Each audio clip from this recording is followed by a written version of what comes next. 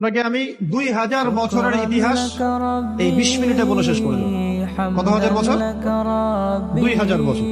ইহুদি কারা? ইহুদি আর বনু ইসরাইল কি এক? উত্তর না। ভালো করে কথাগুলো শোনেন, এগুলো বই পড়তে অনেক সময় লাগবে আপনার, এবং ঘাটাঘাটি করতে অনেক সময় লাগবে, খুব অল্প সময় বুঝে না। ইহুদি বনু ইসরাইল এক নয়। বনু ইসরাইল কাদেরকে বলা হয়? ইব্রাহিম আলাইহিস সালামের ছেলে, এক ছেলের নাম ইসমাইল, এক ছেলের নাম ইসহাক। ঠিক আছে?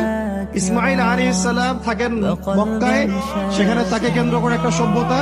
এই বংশে সর্বশেষ নবী মুহাম্মদ সাল্লাল্লাহু আলাইহি ওয়াসাল্লামের জন্ম। তার মানে আমরা বনু ইসমাইল। আমরা কারা? বনু ইসমাইল। আমরা মুহাম্মদ সাল্লাল্লাহু আলাইহি ওয়াসাল্লামের উম্মাহ। আর এইদিকে আরেক ছেলের নাম হচ্ছে ইসহাক, যিনি থাকেন ওই শামে, ওই প্যালেস্টাইনে, ওই জেরুজালেমে, ওই জায়গায়, ওটা শাম। ঠিক আছে? এবং ওখানে তিনি তার বংশ বিস্তার হচ্ছে। আর ছেলের নাম হলো ইয়াকুব। কি নাম?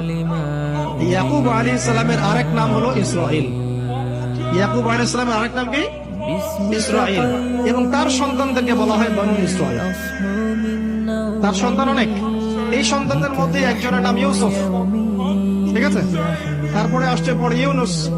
এই বনু ইসরাইলের মধ্যেই দাউদ, মূসা, সুলাইমান, ঈসা ইবনে মারিয়াম।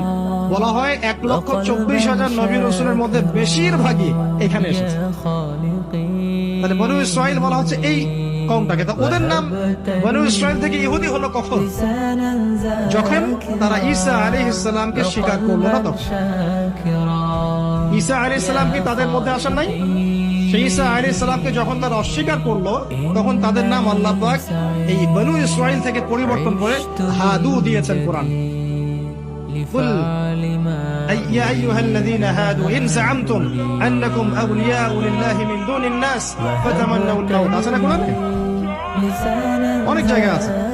আল্লাহ পাক তখন তাদেরকে আর বনু ইসরাইল বলছেন না, বলছেন ইয়াহুদ। কি বলছেন? এই যে নাম আসলো ইহুদি।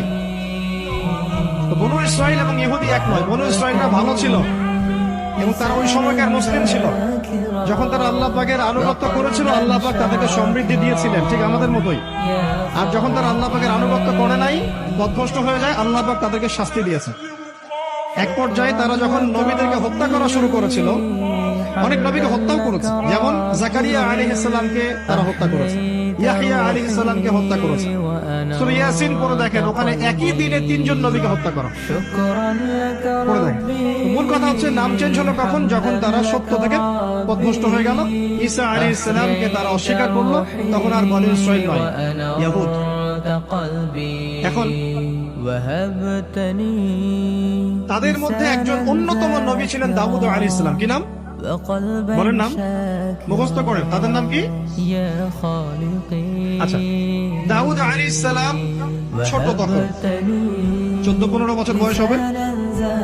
আল্লাহ পাক মূসা আলাইহিস সালামকে বলেছিলেন, তুমি তোমার সম্প্রদায়কে নিয়ে এই জেরুজালেমে যুদ্ধ করবে।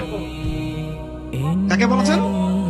মূসা আলাইহিস সালাম। তুমি মূসা আলাইহিস সালাম তোমার সম্প্রদায়কে নিয়ে এই জেরুজালেমে গিয়ে যুদ্ধ করো। ওখানে আমালেকা নামে একটা সম্প্রদায় আছে, এরা খুবই শক্তিশালী। তবে তোমরা যদি ইমানদার হও, তোমরা এর উপর বিজয় লাভ করবে। এর আগ পর্যন্ত এরা কিন্তু ওখানে ঢুকতে পারে নাই। কথা বুঝতে পারছেন? আল্লাহ পাক শর্ত দিলেন, যদি যুদ্ধ করে জয় করতে পারো, তাহলে তোমাদের এই জায়গাটা তোমাদের। মূসা আলাইহিস সালাম বললেন তার কওমকে, চলো যুদ্ধ করি। মূসা আলাইহিস সালামের কওম বলছে, ইযহাব আনতা ওয়া রাব্বুকা ফাকাতিলা ওয়া ইন্না হাহুনা কাঈদুন। হে মূসা, তুমি যাও আর তোমার রব গিয়ে যুদ্ধ করো, আমরা এখানে বসে থাকবো। কথা কি বুঝতে পারেন নাই?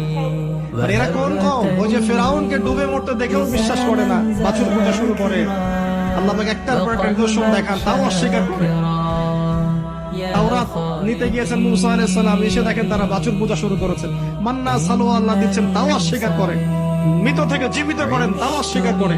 শেষমেশ বলে বসলো যে ইয়া মূসা লান নুমিনা লাকা হাত্তা নারাল্লাহ জাহরা। হে মূসা, আমরা তোমার প্রতি বিশ্বাস করব না যতক্ষণ আল্লাহকে সামনে দেখাচ্ছ আমাদের চোখ দিয়ে। এটা সেই জাত যে নবীদেরকে এত কষ্ট দিয়েছে।